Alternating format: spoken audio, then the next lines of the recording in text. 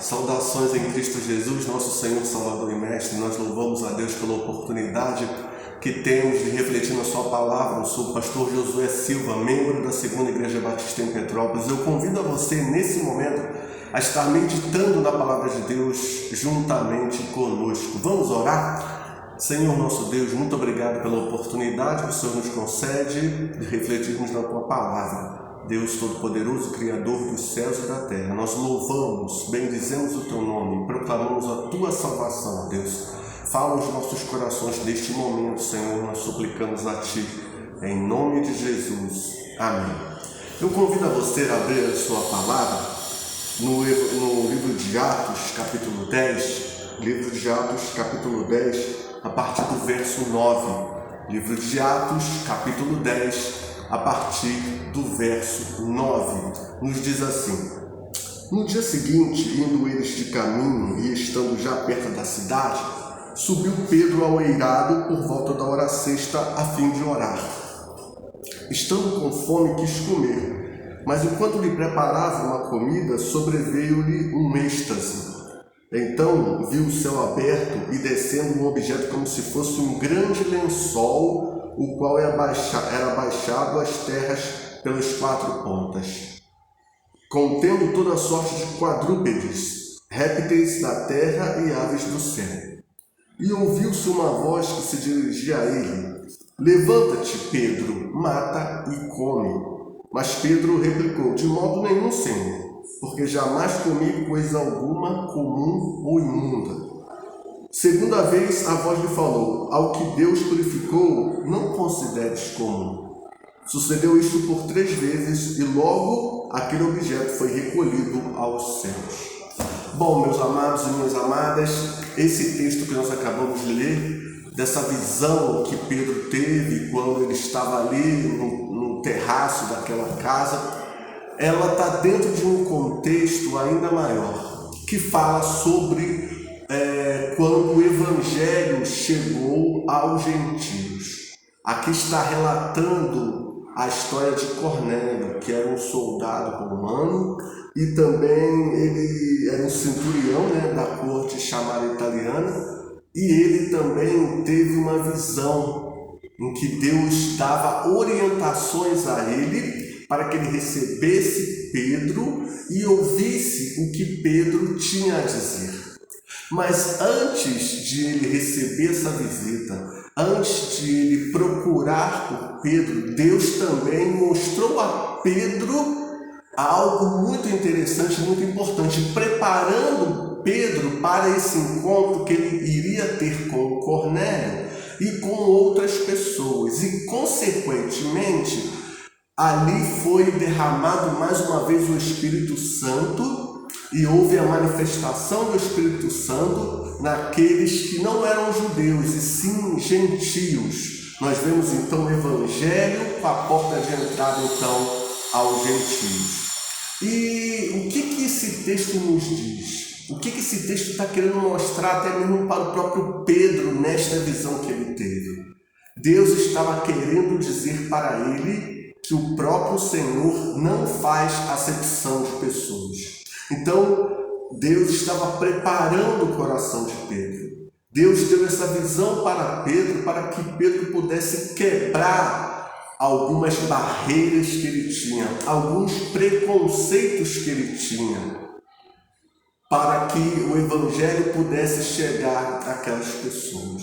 Então, nós vemos aqui que Deus estava falando para a igreja daquela época, estava falando para Pedro que ele não faz discriminação. O Evangelho é para todos. E Deus ama a todas as pessoas. Deus ama a todos indistintamente. E aí, quando nós começamos a falar sobre essa questão, logo nos vem à mente, graças a Deus que Deus ama a todos, Deus não faz acepção de pessoas e eu também não faço. Mas só que essa palavra, ela não é comumente utilizada nos nossos dias. Então é por isso que talvez nós imaginamos que nós não fazemos acepção de pessoas. Mas fazer acepção de pessoas, na realidade, é o que muitos praticam quando discriminam próximo. Fazer acepção de pessoas é julgar o seu próximo pelas mais diversas formas. Pelo jeito de vestir, pelo jeito de andar, pelo jeito de falar, da onde a pessoa veio, a origem da pessoa, e também pela cor da pele.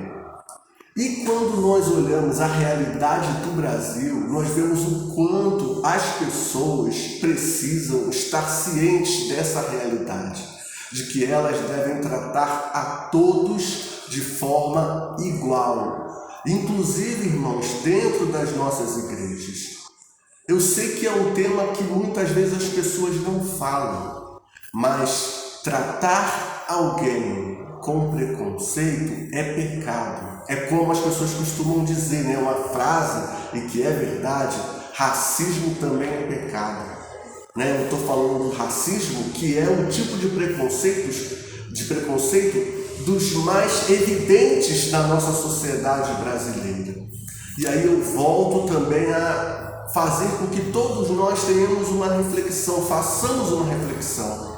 Quando a gente fala sobre a questão do racismo, nós imaginamos que nós não temos esse preconceito em nós, ou não tem nenhum resquício de racismo.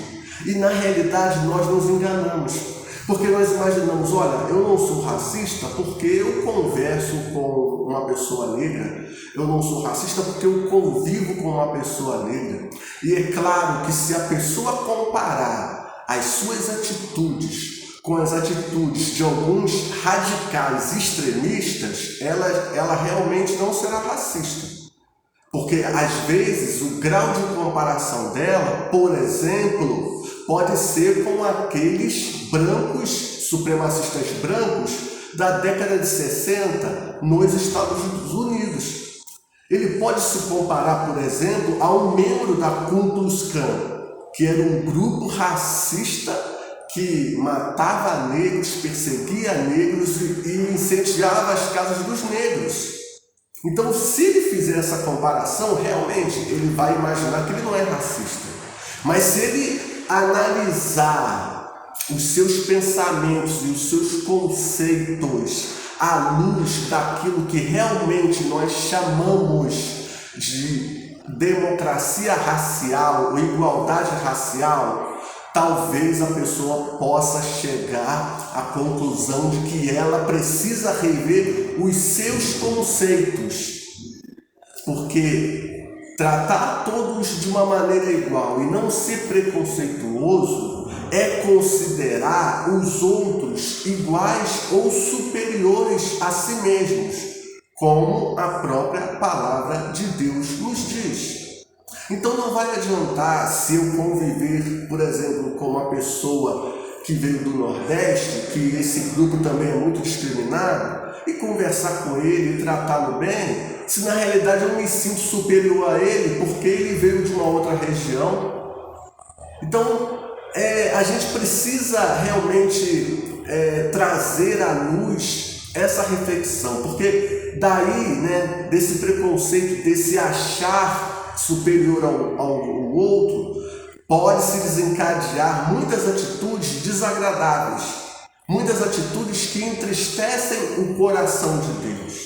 Então, na sociedade que nós estamos vivendo, a sociedade brasileira, com números alarmantes, nós precisamos estar atentos com os nossos conceitos, precisamos estar atentos com os nossos pensamentos, precisamos estar atentos ao modo pelo qual nós olhamos as pessoas, nós vemos as pessoas, nós julgamos as pessoas. Então, que nós possamos refletir à luz da palavra de Deus sobre os nossos pensamentos e que nós possamos a cada dia mais engrandecer o nome do Senhor através das nossas atitudes.